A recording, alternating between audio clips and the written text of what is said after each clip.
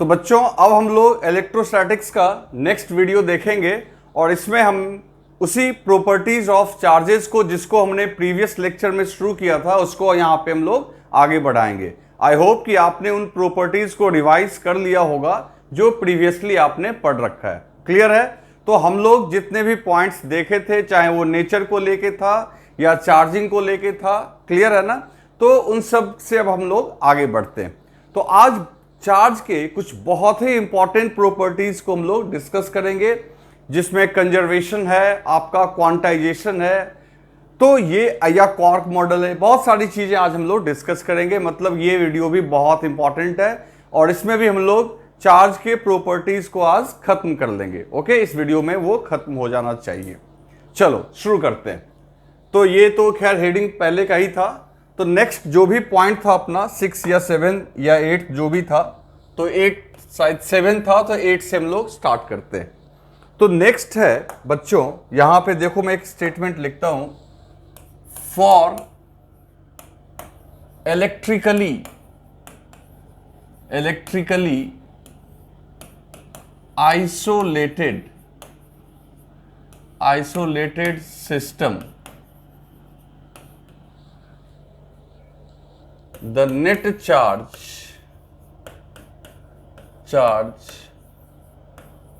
on it will remain conserved। अब इसका मतलब हम लोग समझेंगे। तो यहां हमने लिखा for electrically isolated system the net charge on it will remain conserved. बच्चों ये देखो, ये जो हमने लिखा है ये एनर्जी और मोमेंटम के कंजर्वेशन जैसा ही कुछ कुछ लग रहा है।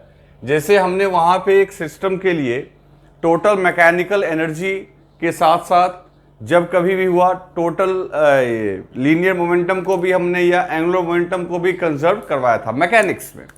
ठीक इसी तरीके से यहां पे तुम देख सकते हो कि अभी हम लोग कंजर्वेशन ऑफ चार्ज देख रहे हैं। इसी को हम लोग कंजर्वेशन ऑफ चार्ज ही बोलते हैं, कंजर्वेशन ऑफ चार्ज।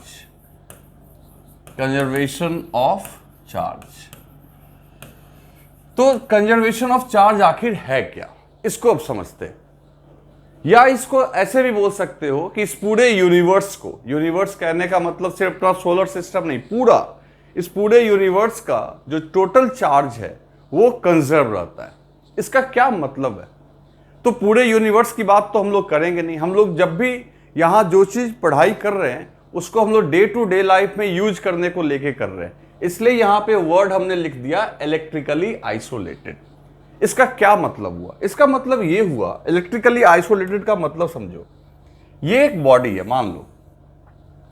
अब इस बॉडी पे ना कोई चार्ज दे सकता है ना कोई चार्ज ले सकता है। मान लो ऐसी व्यवस्था हमने वहां पे कर दी है कि ना कहीं से चार्ज इसके पास आए और ना इससे चार्ज निकल के कहीं पे जाए। तो ऐसे बॉडी को हम लोग बोल सकते हैं कि ये इलेक्ट्रिकली आइसोलेटेड बॉडी है। कैसी बॉडी है बच्चों? इलेक्ट्रिकली आइसोलेटेड बॉडी, मतलब इसको चार्ज का लेन देन नहीं है। तो अगर ये आइसोलेटेड बॉडी है, आइसोलेटेड बॉडी, तो सीधी सी बात है, इस किसी भी प्रोसेस में अगर ये गया और ये आइसोलेटेड है तो इसका इनिशियल चार्ज और फाइनल चार्ज क्या रहेगा? सेम। मतलब Q initial must be equals to Q final. जैसे कि मान लो अगर इसके ऊपर पॉजिटिव चार्ज था, ठीक है, पॉजिटिव चार्ज था, और इस पॉजिटिव चार्ज की वैल्यू मान लो 10 माइक्रोकूलम है। अब इसको तुमने एक प्रोसेस के थ्रू अंडरगो करवाया, मान लो इंडक्शन करवा दिया। आगे पढ़ेंगे हम लोग, अभी नहीं समझोगे इंडक्शन क्या होता है, आगे हम लोग पढ़ेंगे तो आपको समझ में आएगा। इंडक्शन करवा दिया, इंडक्शन का नतीजा ये हुआ कि किसी एक तरफ इसका पॉजिटिव ज्यादा आ गया, मान लो इधर आ गया +13Q,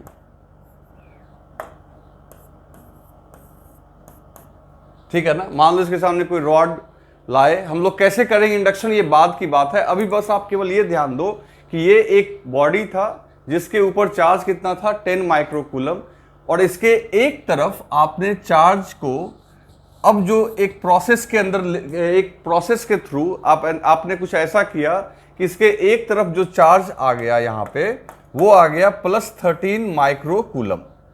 ठीक है, तो कहोगे यहां 10 है यहां 13 आ गया, मान लेते हैं। तो बच्चों 100% ये गारंटी है कि इसके किसी और पोर्शन पे जरूर -3 माइक्रोकूलम आया होगा, गारंटी है। ताकि जब QF की वैल्यू लिखने जाओ, जब QF की वैल्यू लिखने जाओ तो +13 माइक्रोकूलम में तुम ऐड करो -3 माइक्रोकूलम को और आपको मिल जाए 10 माइक्रोकूलम, जो कि आपका इनिशियल चार्ज था। ठीक है, अब ये कैसे हुआ नहीं हुआ इस पे मत ध्यान दो, तुमको केवल एक चीज ध्यान देना है। ये यहां पे देखो होता क्या ना, हम लोग एक यहां पे एक नेगेटिवली चार्ज रॉड लाएंगे तो पॉजिटिव और इंड्यूस, पहले से पॉजिटिव था तो पॉजिटिव सब एक तरफ आ जाएगा, नेगेटिव। ये कैसे हुआ ये हम लोग आगे पढ़ेंगे, बस तुमको ये ध्यान देना है कि ये आइसोलेटेड है, किसी से चार्ज ले नहीं, ना ले रहा है ना दे रहा है। तो इस पे मान लो अगर इनिशियली चार्ज था, मान लो बॉडी पे चार्ज हो सकता है इनिशियली था कितना 10 माइक्रोकूलम, तो तुम देखो इस पे फाइनली भी 10 माइक्रोकूलम ही है। भले ही इस पे शिफ्टिंग तुमने करवा दिया जो भी करवाया, लेकिन बाहर से तुमने टच तो नहीं किया, इसको टच नहीं किया मतलब इलेक्ट्रिकली तुमने ना चार्ज भेजा ना मंगवाया। तो ये जो तुम देख रहे हो कि QI इक्वल्स टू जो QF आ गया, QI इक्वल्स टू QF, यही कहलाएगा conservation of charge, conservation of charge. आ रही है बात समझ में? तो किसी बॉडी को चार्ज जो आपने एक बार दे दिया और अगर उसको इलेक्ट्रिकली आइसोलेट कर दिया तो वो चार्ज उसके ऊपर रहेगा ही रहेगा। ठीक है ना, यही चीज मैं यहां पे बताना चाह रहा था। अब देखो बहुत लोगों के दिमाग में एक यहां से ना कंफ्यूजन होता है। कंजर्वेशन ऑफ चार्ज का मतलब समझते हैं कि बॉडी पे नेट चार्ज 0 और 0 ही रहेगा। ऐसा नहीं है भाई। कंजर्वेशन का मतलब ये होता है कि इनिशियली जो चार्ज रहेगा वही फाइनली भी रहेगा। मान लो इनिशियली 0 था, कोई चार्ज, नेट चार्ज इनिशियली 0 है तो फाइनली भी net charge 0। Initially net charge negative तो फाइनली भी नेगेटिव, इनिशियली नेट पॉजिटिव तो फाइनली भी पॉजिटिव। क्लियर? इसका एक और एग्जांपल हम लोग आगे पढ़ेंगे, उसको मैं थोड़ा समझाने की ट्राई करता हूं। पहले आप इसको लिख लो। लिख लिया आपने? चलो बच्चों, जब हम लोग पोटेंशियल पढ़ेंगे इसी में आगे चल के, जैसा कि मैंने आपको शुरू में बताया भी था पिछले क्लास में कि कब पोटेंशियल आएगा, तो वहां पे देखना, वहां पे एक ऐसा क्वेश्चन आएगा अपने सामने, जैसे मान लो दो आइडेंटिकल स्फीयर हो भी आइडेंटिकल नहीं, कुछ क्वेश्चन में आइडेंटिकल रहेगा कुछ में नहीं भी रहेगा, तो कैसे सॉल्व करेंगे वो सब तो हम लोग वहां देखेंगे। लेकिन तुम्हें यहां कंजर्वेशन वाली बात पे ध्यान देना। मान लो कि इसके ऊपर तुमने चार्ज दिया, इसके ऊपर तुमने चार्ज दिया +6 माइक्रोकूलम, ओके। और ये जो दूसरा स्फीयर है दैट इज Q2, ठीक है ना, इस पे कोई चार्ज नहीं है, इनिशियली कोई चार्ज नहीं है।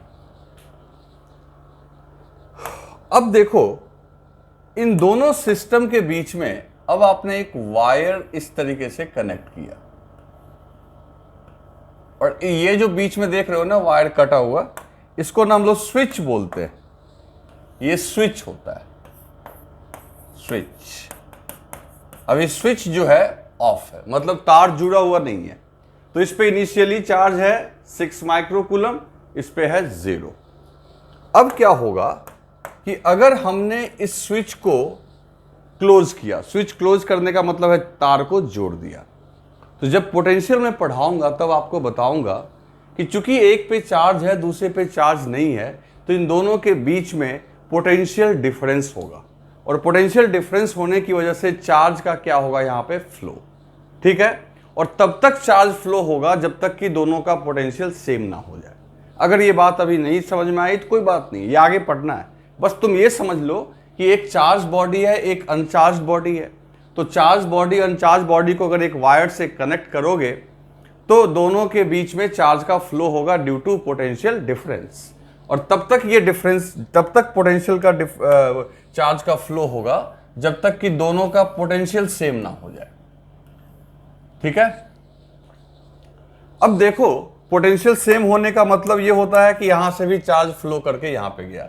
अब इससे चार्ज फ्लो करके इस पे गया, तो मान लो इस पे आ गया चार्ज, यहां Q1 था तो मान लेते हैं चार्ज कुछ घटा होगा तो Q1 डैश मान लेते हैं, और इसको कुछ चार्ज मिला, इसको कुछ मिला होगा तो इसको Q2 डैश मान लेते हैं, प्लस Q2 डैश।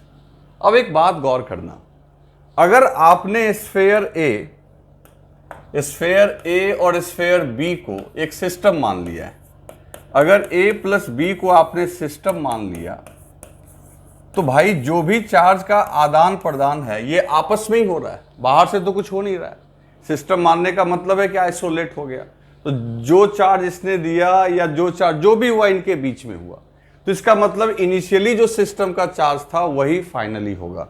तो वहां पे हम लोग जो एक इक्वेशन लिखेंगे इस प्रॉब्लम को सॉल्व करने के लिए, वो इस तरीके से लिखेंगे, Q1 plus Q2 must be equals to Q1 dash plus Q2 dash. यानी इनिशियली इन दोनों के चार्ज का सम फाइनली इन दोनों के चार्ज के सम के बराबर होगा, क्योंकि चार्ज का कंजर्वेशन ओबे होगा, क्योंकि अगर आपने इसको सिस्टम मान लिया है तो जो भी चार्ज का लॉस या गेन हुआ आपस में ही हुआ।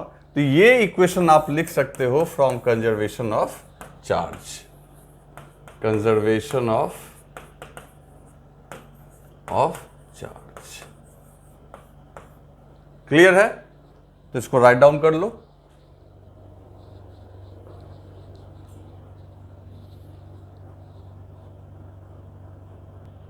तो बच्चों यहां पे हम देख सकते हैं, अब ये पॉइंट नंबर 9 हमने आपके लिए लिखा है। अब ये थोड़ा डिफिकल्ट है लेकिन यूजफुल है। यहां पे एक ऐसा टर्म का हम लोग यूज करेंगे जो अपने सिलेबस के अंदर पढ़ना नहीं है, लेकिन उसकी जानकारी हमें रखनी होगी, क्योंकि इसका यूज हम लोग मॉडर्न फिजिक्स में भी करेंगे। देखो आइंस्टाइन ने एक थ्योरी दी थी, that is theory of relativity, आपने सुना होगा। तो थ्योरी ऑफ रिलेटिविटी में ही उन्होंने एक कॉन्सेप्ट दिया था कि मास, टाइम और लेंथ, ये जो तीन बेसिक क्वांटिटी है, ये तीनों वेलोसिटी पे डिपेंड करती है। अब ये सुनने में थोड़ा अजीब लगेगा, लेकिन आप मेरी बात सुनो। पूरे मैकेनिक्स में हमने ये देखा कि किसी बॉडी का अगर गिवन है, कोई बॉडी अगर गिवन है तो उसका मास क्या है? फिक्स्ड, मास कांस्टेंट है, मास चेंज नहीं होता है ना। जैसे मान लो 6 kg का हमने ब्लॉक ले लिया, तो अब 6 kg रेस्ट में रहे या मूव करे, हम लोग उसको चेंज, उसके मास को चेंज नहीं करते, उसकी वेलोसिटी चेंज होती है। लेकिन फैक्ट ये है कि आइंस्टाइन ने इस बात को साबित किया कि मास जो है वो बॉडी के वेलोसिटी पे डिपेंड करता है। यानी कि अगर बॉडी रेस्ट में है तो उस समय का जो मास होगा वो रेस्ट मास कहलाएगा, तो उस समय का मास अलग होगा। अगर वही बॉडी मूव कर रही होगी तो उसका मूविंग मास अलग होगा। मतलब रेस्ट में बॉडी है तो उसका मास अलग, बॉडी मूव कर रही है तो उसका मास अलग। ठीक है ना, इसी को बोलते हैं थ्योरी ऑफ रिलेटिविटी। सिर्फ मास के साथ नहीं, उन्होंने कॉन्ट्रैक्शन ऑफ लेंथ की भी थ्योरी दी, और साथ ही साथ डायलेशन ऑफ टाइम का भी, जिसका जिक्र हम लोग यहां नहीं कर सकते, लेकिन आप ये टर्म सुनो। तो मास वाला टर्म हम लोग यहां डिस्कस करेंगे। ये बात चार्ज के ऊपर लागू नहीं होती है। आइंस्टाइन की ये बात लेंथ पे, मास पे और टाइम पे लगता है। टाइम तक बदल जाता है बच्चों, टाइम भी स्लो या फास्ट चलने लगता है, वो डिपेंड करता है वेलोसिटी पे। कि अगर कोई चीज बहुत फास्ट चल रही है तो उसके लिए टाइम जो है वो रुक सा जाता है, this is called dilation of time. Mass बढ़ जाता है, मूविंग मास ज्यादा हो जाता है, लेकिन चार्ज को थ्योरी ऑफ रिलेटिविटी से कोई लेना देना नहीं है। तो अभी आप स्टेटमेंट देखो, पहले आप स्टेटमेंट देखो। स्टेटमेंट मैंने क्या लिखा? Charge on body is relativistically invariable. किसी भी बॉडी के ऊपर जो चार्ज है वो रिलेटिविस्टिकली क्या होता है? इनवेरिएबल होता है। It means magnitude of charge does not depend on, magnitude of charge does not depend on velocity of body.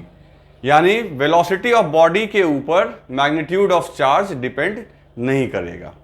कहने का मतलब ये हुआ कि अगर किसी बॉडी के ऊपर चार्ज है तो बॉडी रेस्ट में है या मूव कर रहा है, इससे मतलब नहीं है। लेकिन मास के साथ ऐसा नहीं है। तो तुम देख रहे हो ना मास के साथ कितने जगह पे चार्ज और मास का अलग अलग है, वो मैं एक बार इकट्ठा लिख भी दूंगा। पहले मैं इस चीज को आपको एक्सप्लेन कर दूं, जहां मास वाला अभी जो मैं इक्वेशन बताऊंगा उसको आप थोड़ा ध्यान से देखो। According to theory of relativity mass of body depends on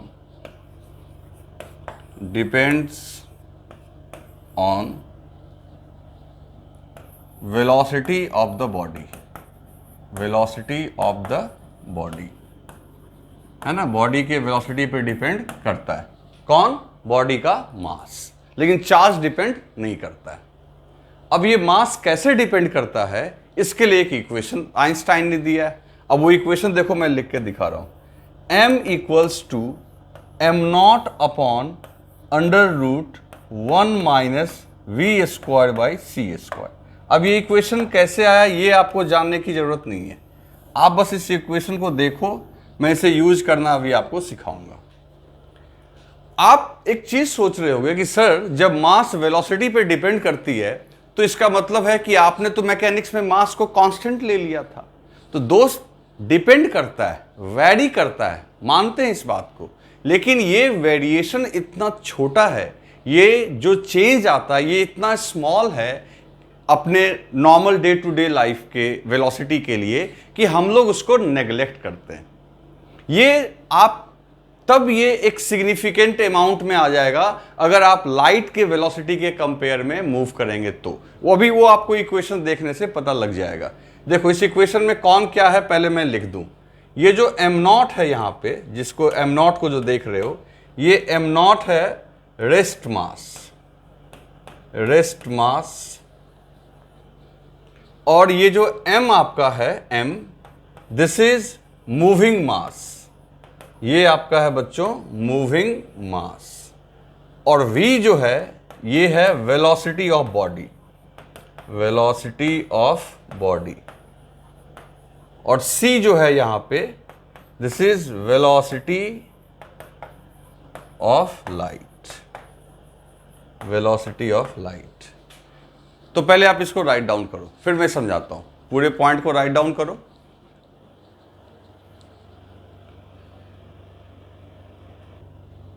चलो लिख लिया आपने। अब देखते हैं कि ये इक्वेशन कैसे काम करता है। यहां पे जैसा कि तुम देख रहे हो m इक्वल्स टू क्या लिखा है मैंने, m0 upon under root 1 V square by C square. अब जा ध्यान देना, अब इस इक्वेशन को अगर हम लोग देखें तो अगर किसी की वेलोसिटी जीरो है, तो भाई ये जीरो का स्क्वायर करोगे, और c तो लाइट की वेलोसिटी है, c का मान कितना होता है 3 × 10⁸ मीटर पर सेकेंड। तो सोच लो इसका स्क्वायर कितना ज्यादा होगा। तो अगर आपने इसको जीरो रखा तो 0 अपॉन समथिंग 0, तो 1 माइनस 0 1, अंडर रूट 1 ही रह गया।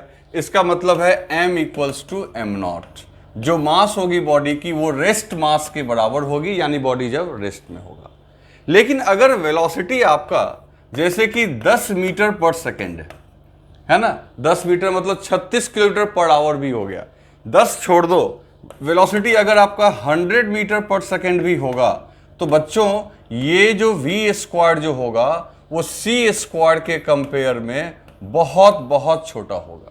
तो automatically v square upon c square almost फिर जीरो हो गया, और अगर ये जीरो हो गया तो m बराबर m0, यानी छोटे मोटे वेलोसिटी के लिए 10-20 के लिए आपका मास जो है वो सेम ही रहता है। इसलिए आपने मैकेनिक्स में देखा कि इस कॉन्सेप्ट का हम लोग यूज नहीं किए। ये तब यूज होगा जब वेरी हाई वेलोसिटी, मतलब कि यहां पे मैं लिख दे रहा हूं इस बात को, अगर वेलोसिटी जो है विल बी इन ऑर्डर कहने का मतलब है उसके आसपास आधा या 1/4 in order of c, then आपका ये जो मूविंग मास है ये बड़ा होगा किससे, रेस्ट मास से।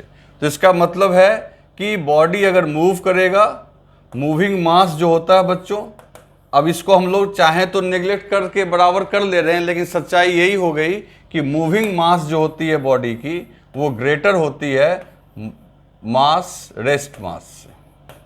रेस्ट मास से, रेस्ट मास कौन सा मास हो गया? जब बॉडी रेस्ट में है। और मूविंग मास कौन सा हो गया? जब बॉडी मूव कर रही है। और फॉर्मूला कौन सा हो गया बच्चों? तो फॉर्मूला ये हुआ जो आपको याद रखना है। ये मॉडर्न में भी इसका हम लोग यूज करेंगे, ठीक है ना, एक दो जगह फोटोन के बारे में जब बात करेंगे तो। लेकिन ये चीज चार्ज नहीं फॉलो करता है, इसलिए लिखा है इनवेरिएबल। इनवेरिएबल का मतलब चार्ज को इस बात से लेना देना नहीं है, चार्ज कोई चेंजेस नहीं आता, न छोटा न बड़ा। चार्ज जो आपने एक बार बॉडी पे दे दिया तो चाहे बॉडी रेस्ट में रहे या बॉडी मूव करे, इस बात से चार्ज के मैग्नीट्यूड को कोई लेना देना नहीं है।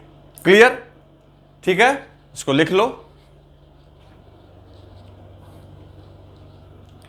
लिख लिया आपने? अब देखो यहां पे एक इंटरेस्टिंग पॉइंट बनता है जो कभी कभी एग्जाम में आता है बच्चों। एक टर्म होता है, आप इसको ध्यान से समझना, ये आपको कई जगह पूछा गया है। एक टर्म होता है स्पेसिफिक चार्ज। स्पेसिफिक चार्ज, अब ये नाम सुनने से तो लगता है कि ये किसी प्रकार का चार्ज होगा। स्पेसिफिक चार्ज, देखो किसी बॉडी के लिए जो स्पेसिफिक चार्ज हम लोग डिफाइन करते हैं वो बहुत सिंपल है।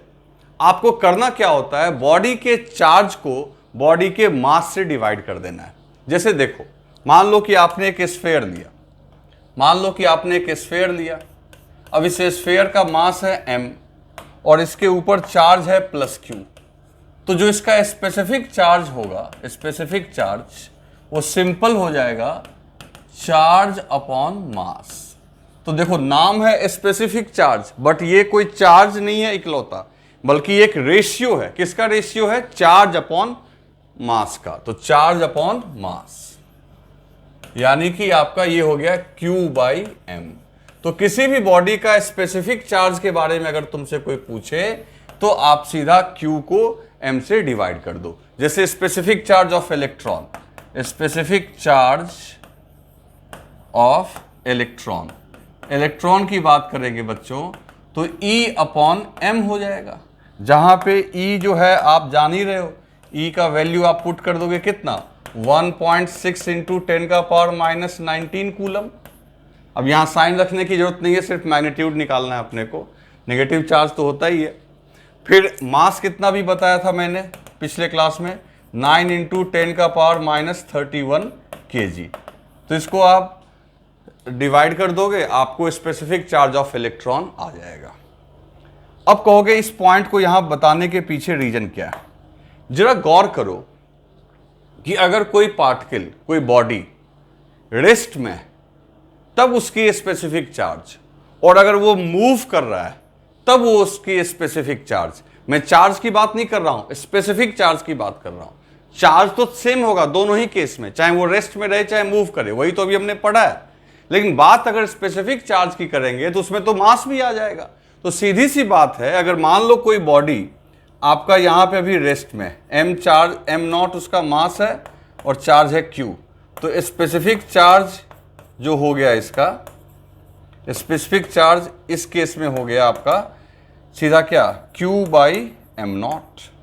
लेकिन अगर यही बॉडी, यही चार्ज, यही बॉडी अगर मूव करने लगे बच्चों, चलने लगे, तब तो इसका चार्ज तो वही रहेगा लेकिन मास बढ़ के हो जाएगा m, क्योंकि ये मूविंग मास हो गया। उस केस में स्पेसिफिक चार्ज की जो वैल्यू है वो चेंज हो जाएगी। वो अब आपकी होगी नंबर 2 कंडीशन में, दैट इज Q/m। इसका मतलब है कि जैसे जैसे वो चलेगा मास बढ़ेगा, और मास कहां पे है? डिनोमिनेटर में। तो बॉडी अगर रेस्ट है और रेस्ट से अगर मूव कर जाता है और तेज चलने लगेगा तो उसकी स्पेसिफिक चार्ज की वैल्यू घटेगी। क्यों घटेगी? क्योंकि नीचे में मास है और मास को वेलोसिटी से लेना देना है, क्योंकि वेलोसिटी के बढ़ने से मास बढ़ता है, मास बढ़ता है तो मास बढ़ेगा, और डिनोमिनेटर में है तो ओवरऑल रेशियो घटेगा। तो हम लोग सीधा लिख देंगे यहां पे, हम लोग कह सकते हैं we can say that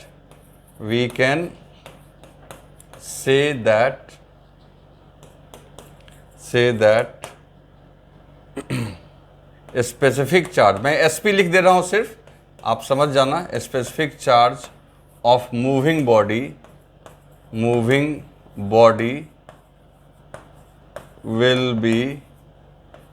will be smaller as compared to body at rest,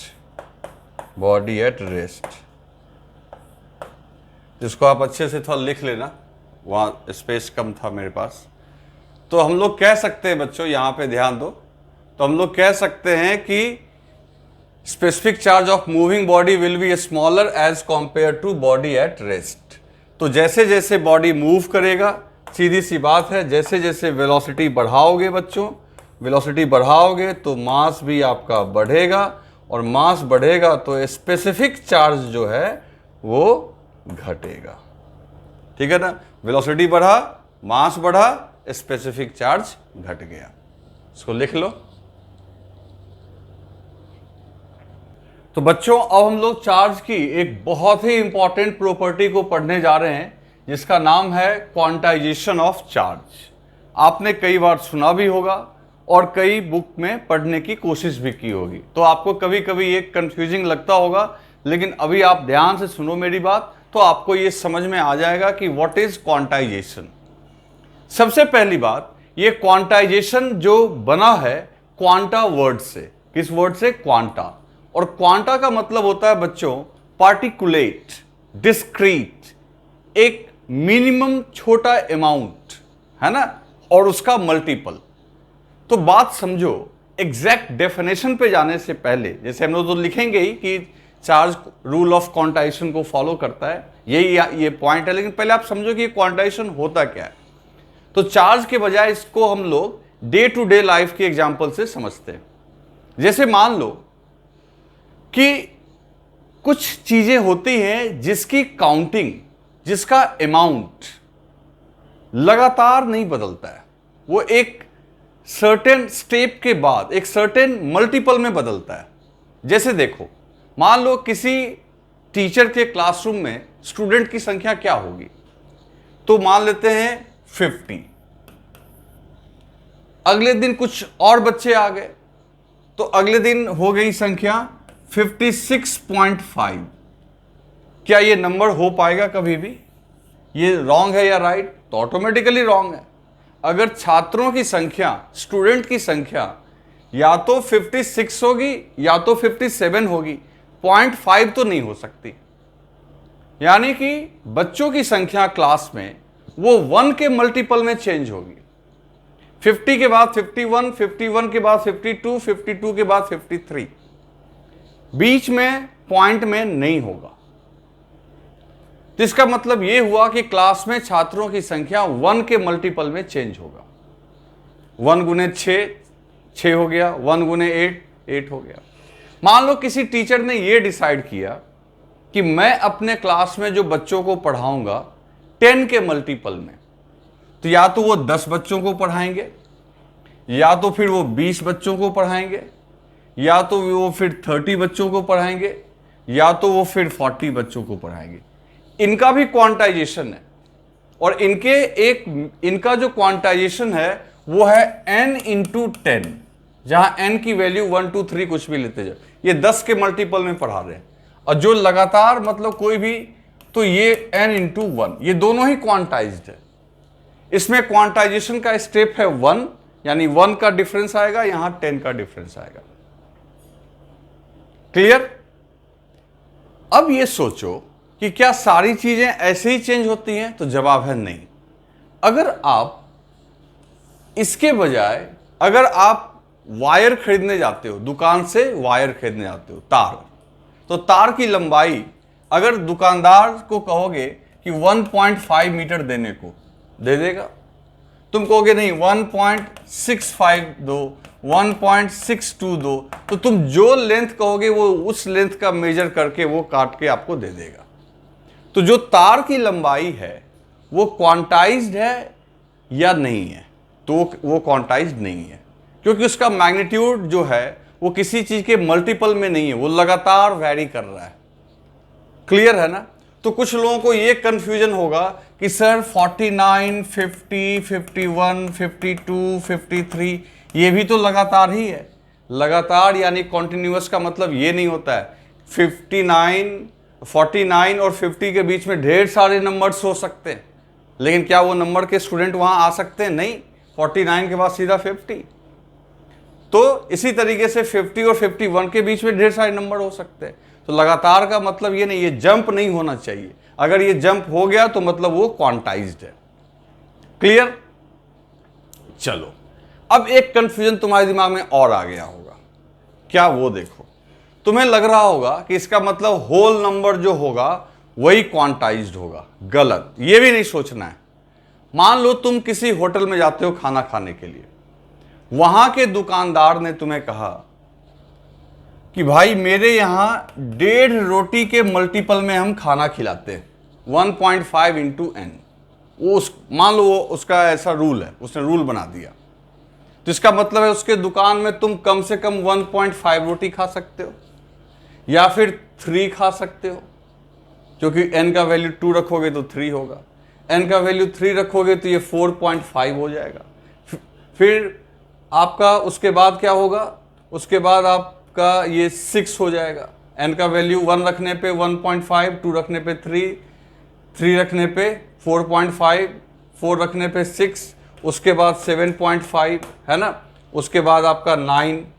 तो अब देखो, कोई पूछे कि क्या ये क्वांटाइज्ड है, तो जवाब है ये भी क्वांटाइज्ड है, क्योंकि उस दुकानदार ने कहा कि भाई मैं आपको 1.5 के बाद सीधी 1.5 के बाद सीधा कितनी रोटी दूंगा? 3। 2 रोटी नहीं देगा वो। 1.5 के बाद 3, 3 के बाद सीधा 4.5, 4.5 के बाद सीधा 6, 6 के बाद 7.5, 7.5 के बाद 9। यानी ये भी एक खास मल्टीपल में दे रहा है, ये भी लगातार नहीं हुआ। तो एक बात सुनो, इतने सारे एग्जाम्पल को लेके अब सुनो।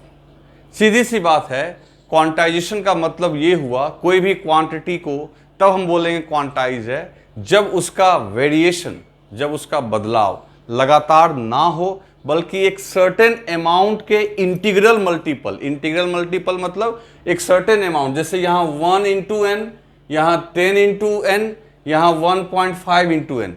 फ्रैक्शन में आएगा, होल नंबर आएगा, उससे मतलब नहीं है। n का मल्टीपल होना चाहिए, हाँ n 1 2 3 होना चाहिए। अब बाकी मल्टीपल में आप कुछ भी ले सकते हो। तो अगर कोई भी चीज इस टाइप के किसी मल्टीपल में चले तो उसको हम लोग क्या बोलते हैं? क्वांटाइज्ड। तो चार्ज जो है ये क्वांटाइजेशन को फॉलो करता है, यानी किसी बॉडी पे जो चार्ज होगा एक सर्टेन मल्टीपल में ही होगा, चार्ज लगातार नहीं हो सकता है। अब इसको हम लोग प्रूव करते हैं। क्लियर? तो पहले मैं इसको रब कर दूं, साफ कर दूं।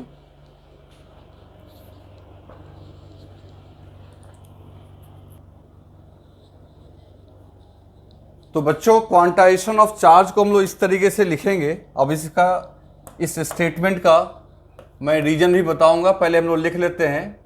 A body can have charge Q which is given by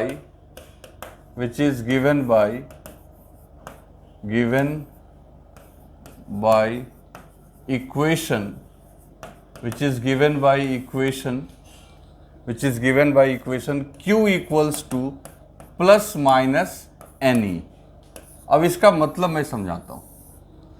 एक बॉडी को आप चार्ज Q दे सकते हो और जो Q की वैल्यू जो दी जाएगी वो इस इक्वेशन से दी जाएगी, जहां पे वेयर n जो है वो एक इंटीजर है, 2 3 4 5 6 डॉट डॉट डॉट।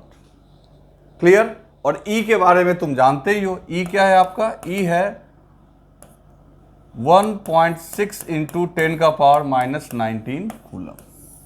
अब प्लस माइनस का मतलब है इतना इलेक्ट्रॉन या तो ऐड कर लोगे तो पॉजिटिव चार्ज, नेगेटिव चार्ज आएगा, इलेक्ट्रॉन निकाल लोगे तो पॉजिटिव चार्ज आ जाएगा। तो बच्चों, किसी बॉडी को जो आप चार्ज करोगे वो चार्ज इस इक्वेशन से ही दिया जाएगा। ऐसा क्यों है? ऐसा इसलिए है, यानी कोई बॉडी को, इसका मतलब है, अगर इसको हम एग्जाम्पल के लिए देखें, for example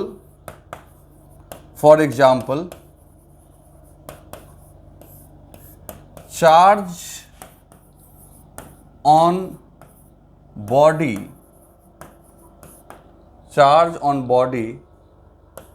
will have magnitude like, क्या क्या मैग्नीट्यूड हो सकता है? E हो सकता है,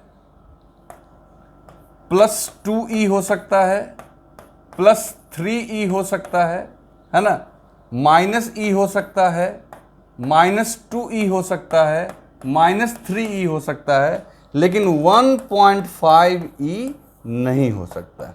नॉट पॉसिबल। आ रही है बात समझ में?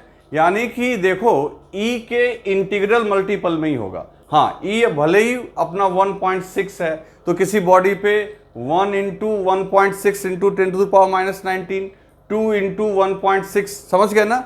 तो बॉडी पे E, 2E, 3E या -E ये हो सकता है, ये वाला हो सकता है, ये हो सकता है, लेकिन ये नहीं हो सकता। 1.5E नहीं हो सकता है, 0.75E नहीं हो सकता है, ये भी नहीं हो सकता है।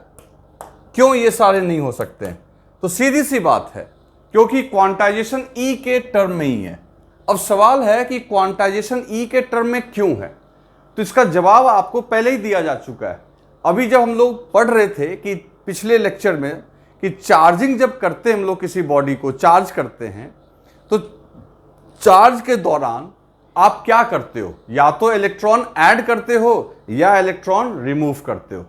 तो मिनिमम वैल्यू जो आप किसी बॉडी को चार्ज करने के दौरान जो आप किसी बॉडी से कम क्या करोगे? तो 1 इलेक्ट्रॉन निकाल सकते हो, ज्यादा होगा तो 2 इलेक्ट्रॉन निकाल सकते हो, लेकिन 1.5 इलेक्ट्रॉन का ट्रांसफर नहीं कर सकते हो। 3 इलेक्ट्रॉन निकाल सकते हो, 3.5 नहीं निकाल पाओगे। 4 निकाल सकते हो, 4.5 नहीं निकाल पाओगे। या देने की भी बात भी आएगी तो 1 दे सकते हो, 2 दे सकते हो। तो इसका मतलब है कि चार्ज क्वांटाइजेशन को इसलिए फॉलो करता है क्योंकि चार्ज की जो मिनिमम क्वांटिटी, मिनिमम मैग्नीट्यूड जो किसी एक बॉडी से दूसरे बॉडी में ट्रांसफर की जा सकती है, वो इलेक्ट्रॉन ही है। इलेक्ट्रॉन से कम चार्ज आप ट्रांसफर नहीं कर सकते हो, या इलेक्ट्रॉन के टर्म्स में ही, और उससे ज्यादा भी करोगे तो इलेक्ट्रॉन के टर्म्स में ही, मतलब 3 इलेक्ट्रॉन, 4 इलेक्ट्रॉन, इस तरीके से ट्रांसफर होगा। तो इसका मतलब यह है कि इंडिविजुअली आइसोलेटेड ट्रांसफेरेबल, 3 वर्ड मैंने यूज किया कि इंडिविजुअली मतलब अकेले में जो ट्रांसफर होने लायक जो पार्टिकल है वो इलेक्ट्रॉन है, और यही इलेक्ट्रॉन आपका क्वांटाइजेशन का रीजन है। अगर मान लो इलेक्ट्रॉन को आधा काट के ट्रांसफर कर सकते थे, फिर क्वांटाइजेशन फेल हो जाता। तो क्वांटाइजेशन के पीछे रीजन है कि charges can be transferred only in the form of electrons, उसको आधा नहीं कर सकते। प्रोटॉन भी भेजोगे तो प्रोटॉन में का भी चार्ज ई ही होता है, बस प्लस ही होता है। क्लियर है? तो इसको राइट डाउन करो, फिर मैं आगे लिखता हूं। तो बच्चों अब यहां पे एक हम लोग बहुत ही इंपॉर्टेंट चीज सीखेंगे, हालांकि ये अपने सिलेबस में नहीं है, ठीक है ना, और लेकिन इसकी चर्चा थोड़ी बहुत एनसीईआरटी में की गई है, दैट इज क्वार्क मॉडल। अब ये क्वांटाइजेशन के समय ही मैं क्वार्क मॉडल क्यों बोल रहा हूं, अब क्वांटाइजेशन के समय ही मैं आपको क्वार्क के बारे में क्यों बता रहा हूं, इस बात को जरा आप समझो। देखो अभी हमने क्वांटाइजेशन में क्या सीखा? ये सीखा कि अगर आपको मिनिमम कोई अमाउंट ऑफ चार्ज जो आप ट्रांसफर कर सकते हो या किसी बॉडी के ऊपर दे सकते हो, वो है इलेक्ट्रॉन के चार्ज या प्रोटॉन के चार्ज, दैट इज 1.6 × 10⁻19, जिसको हम लोग ई बोलते हैं। इससे कम चार्ज दिया नहीं जा सकता है, क्योंकि ये हम लोगों का मानना है कि इसको आप 2 पार्ट में या 3 पार्ट में आप डिवाइड नहीं कर सकते। आप प्रोटॉन को डिवाइड नहीं कर सकते, इलेक्ट्रॉन को डिवाइड नहीं कर सकते, क्योंकि ये सारे जो है फंडामेंटल पार्टिकल्स हैं। क्लियर? बात भी सही है।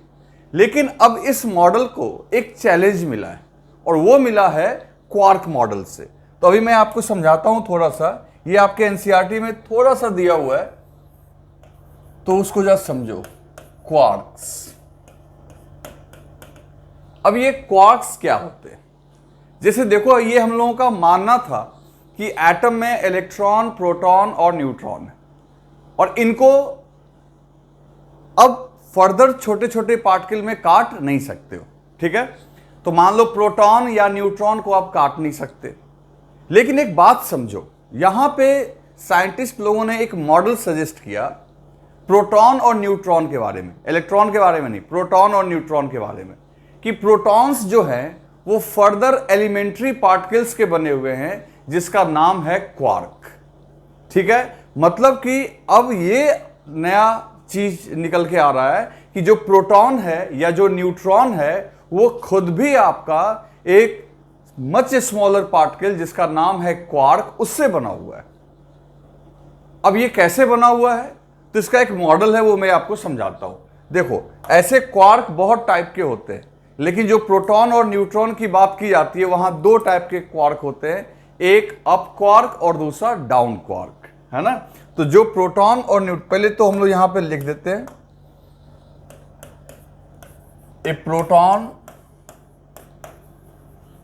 And neutron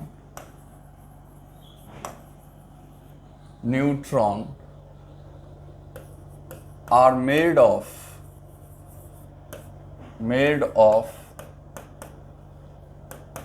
elementary particles known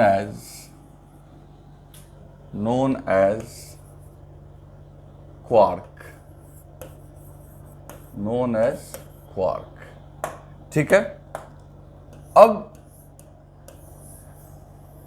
एक प्रोटॉन हो, वन प्रोटॉन की बात करें या वन न्यूट्रॉन की बात करें, वन प्रोटॉन की बात करें या वन न्यूट्रॉन की बात करें, ये दोनों जो बने होते हैं बच्चों, तीन क्वार्क के बने होते हैं, made of three quark, made from three quarks. इसमें भी आपका होगा तीन quark, made from three quarks. और जो प्रोटॉन और न्यूट्रॉन बनाने वाले क्वार्क हैं वो दो टाइप के होते हैं, यानी कि जो क्वार्क यहां पे हम लोग यूज करेंगे प्रोटॉन और न्यूट्रॉन के लिए, वो दो टाइप का क्वार्क होगा। एक होगा अप क्वार्क, ऐसे क्वार्क कई प्रकार के होते हैं अलग अलग वेरियस एलिमेंट को दर्शाने के लिए, लेकिन प्रोटॉन और न्यूट्रॉन को दिखाने के लिए हम लोग दो टाइप का क्वार्क यूज करते हैं, up quark and down quark. Up quark को हम लोग U से डिनोट करते हैं बच्चों, और डाउन क्वार्क को D से। क्लियर है?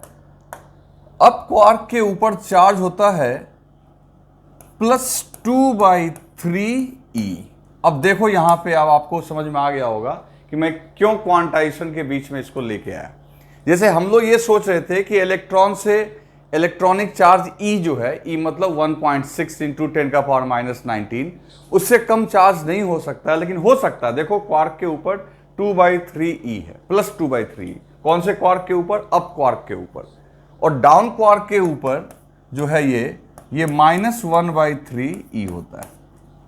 क्लियर? तो इस तरीके से हम देख सकते हैं क्वार्क के ऊपर इलेक्ट्रॉन से भी कम, E से भी कम चार्ज हो सकता है, यानी इस नेचर में E से कम चार्ज वाला पार्टिकल पॉसिबल है, जो कहां किसके अंदर है? प्रोटॉन के अंदर है और न्यूट्रॉन के अंदर। अब मैं आपको इसका स्ट्रक्चर बना के दिखाता हूं कि प्रोटॉन आखिर इन क्वार्क से कैसे बना होता है। पहले इसको आप राइट डाउन करो।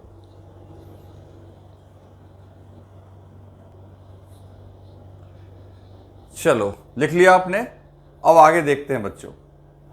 अब जैसे देखो, एक अगर प्रोटॉन की बात करें तो एक प्रोटॉन के पास आप जानते हो +E चार्ज होता है, तो ये आपका 3 क्वार्क का बना होता है। तो 3 क्वार्क का कैसे बना होगा? तो बच्चों अपने को इस तरीके से क्वार्क को एडजस्ट करना है ताकि इस पे नेट चार्ज कितना आ जाए? +E। तो देखो ये जो है आपका, ये आपका 2 अप क्वार्क और +1 डाउन क्वार्क का बना होगा, U plus U plus D. कहोगे कैसे? यही क्वेश्चन एनसीईआरटी में पूछा है कि एक प्रोटॉन जो है उसका प्रोबेबल आप कंपोजिशन बताओ कि वो क्वार्क के किस कंपोजिशन से बना होगा। अब जैसे देखो यहां पे U की जगह हम लोग लिख सकते हैं बच्चों 2/3E, है ना। फिर U की जगह लिख सकते हैं प्लस 2/3E और D की जगह लिख सकते हैं -1/3E। क्लियर? अब इसको आप सॉल्व करके देख लो, सॉल्व करके देखोगे तो ये प्लस E के बराबर आ जाएगा। तो इस तरीके से एक प्रोटॉन दो अप का और एक डाउन का बना होता है। ठीक इसी तरीके से अगर न्यूट्रॉन की बात करें तो बच्चों न्यूट्रॉन के ऊपर नेट चार्ज होता है 0। तो ये किसका बना होगा? तो ये बना होगा, अभी देख लो आप, ये एक अप और दो डाउन का बना हो सकता है। कैसे? तो देखो जो अप है उस पर चार्ज हो गया 2/3E प्लस में, और जो डाउन है उस पर -1/3E, ठीक है ना, वहां यहां पे ए लिखना भूल गया, और +1/3E, है ना, ब्रैकेट में। तो देखो प्लस 2/3E प्लस ब्रैकेट में -E/3 प्लस ब्रैकेट में -E/3। अब इन सबको अगर आप ऐड करोगे तो अल्टीमेटली इनका एडिशन क्या आ जाएगा? 0। तो इस तरीके से ये प्रोटॉन का प्रोबेबल कंपोजिशन हो सकता है और ये न्यूट्रॉन का प्रोबेबल कंपोजिशन हो सकता है। तो अब आपके दिमाग में एक बात आएगी कि सर एक बात बताइए कि जब प्रोटॉन या न्यूट्रॉन के अंदर ऐसे पार्टिकल्स मौजूद हैं जो E से कम चार्ज रखते हैं, फिर तो ये क्वांटाइजेशन को चैलेंज हो गया, क्योंकि हमने क्वांटाइजेशन में पढ़ा कि E से छोटा चार्ज आप ट्रांसफर नहीं कर सकते हो या वो एग्जिस्ट ही नहीं करता है। लेकिन यहाँ पे तो आपका एग्जिस्ट करता है, इसको ट्रांसफर कर देंगे किसी बॉडी को, सिर्फ एक क्वार्क दे देंगे तो उसके पास चार्ज आ जाएगा 2/3E। तो इस तरीके से क्वांटाइजेशन तो फेल हो गया। लेकिन बच्चों इसका जवाब अब मेरे से सुनो। अभी तक लेबोरेटरी कंडीशन में या नॉर्मली नेचर में कहीं ऐसा एविडेंस नहीं है कि आप प्रोटॉन से क्वार्क को निकाल के ट्रांसफर कर सको। क्लियर? किसी भी कंडीशन में, हाँ, प्रोटॉन के अंदर वो क्वार्क है, मौजूद है, but you can not transfer it.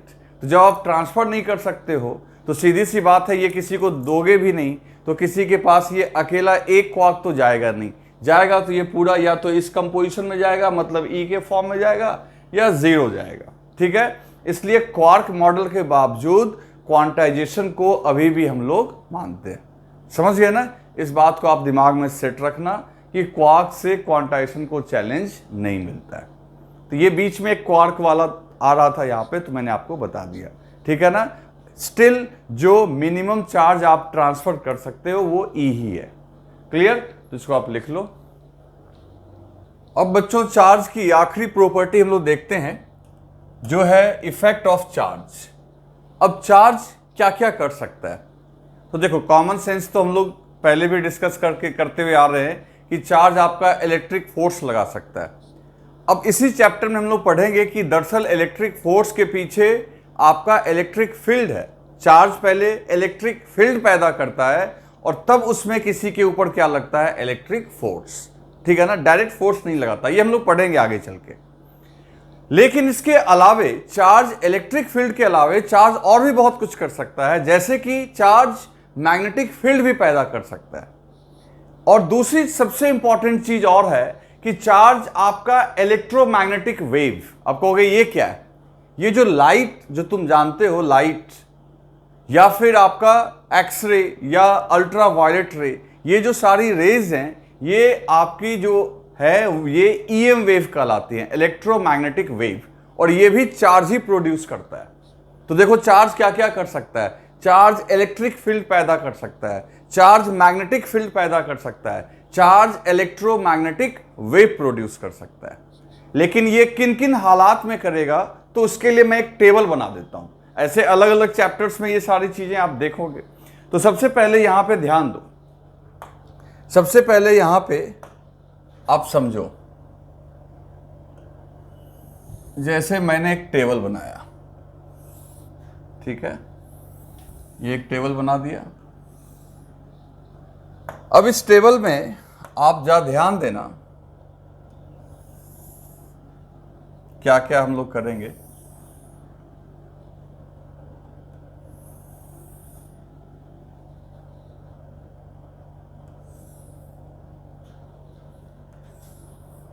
एक कॉलम और बनाना होगा अपने को।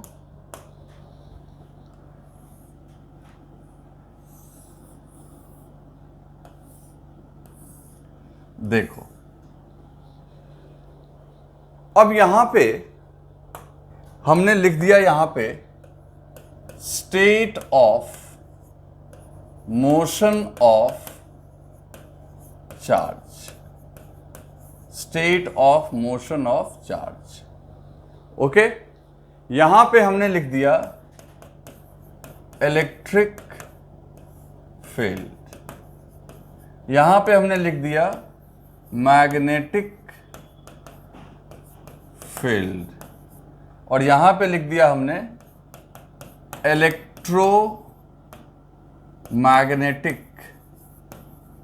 Magnetic wave. ठीक, state of motion of charge, electric field, magnetic field और electromagnetic wave.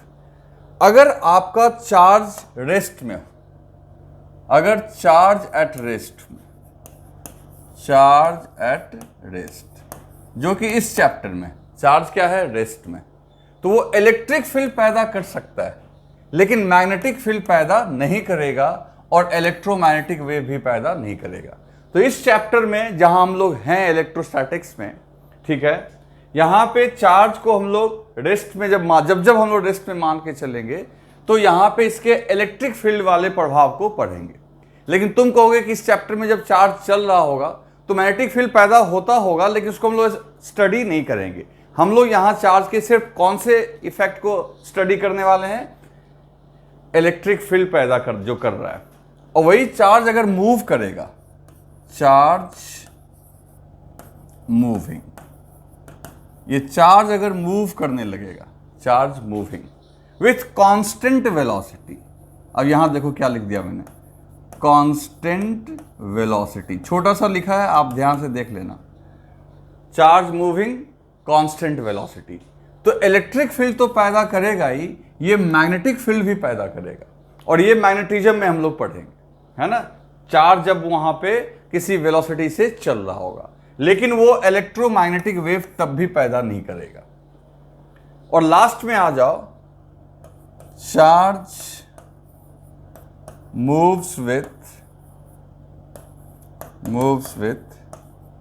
Acceleration, charge acceleration के साथ चले तो इलेक्ट्रिक फील्ड भी प्रोड्यूस करेगा, मैग्नेटिक फील्ड भी प्रोड्यूस करेगा और ये भी प्रोड्यूस करेगा।